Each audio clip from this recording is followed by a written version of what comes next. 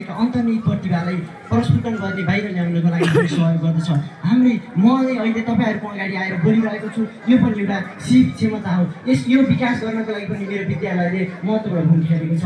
विभिन्न कार्यक्रमहरूमा अवसर दिएर र यस सिपमा पोख्त बनाएर मेरो विद्यालयले यसमा महत्त्वपूर्ण भूमिका खेलेको छ। त्यसकारण विद्यालयले केवल ज्ञान दिने मात्र होइन, अन्य अन्तर्निहित प्रतिभालाई पनि प्रस्फुटन गर्ने काम गर्दछ।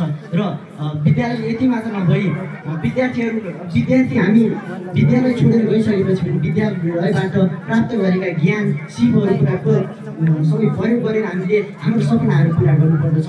हाम्रो सपनाहरू यी ज्ञान सिपहरू प्रयोग गर्दै आफू बन्नुपर्छ, समाज बनाउनुपर्छ र सिङ्गो देशलाई पनि बनाउनुपर्दछ।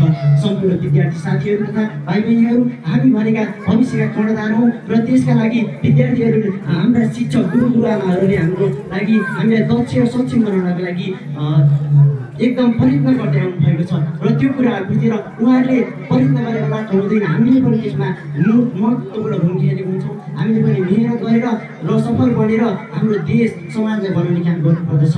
अन्ततः म यस विद्यालयमा यसै अवसरमा के भन्न चाहन्छु भने हाम्रो विद्यालयको शैक्षिक तथा अतिरिक्त क्रियाकलापहरूलाई निरन्तर अगाडि बढाउनको लागि सहयोग गर्नुहुने सम्पूर्ण अभिभावकज्यूहरू, गुरुआमाहरू र अन्य सबैलाई हार्दिक धन्यवाद व्यक्त गर्न चाहन्छु।